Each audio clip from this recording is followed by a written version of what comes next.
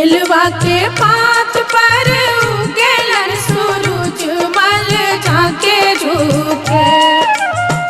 केलवा के पात पर उगेलन सूरज मल झाके झुके। करेलू छठ बरतिया से झाके झुके। करेलू छठ बरतिया से झाके झुके।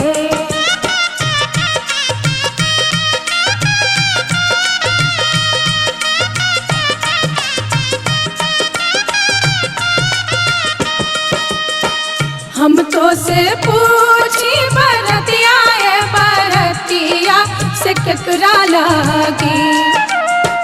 हम तो से पूछी बरतिया बरतिया से केकरा लागी। करेलू छठ बरतिया से केकरा लागी। करेलू छठ बरतिया से केकरा लागी।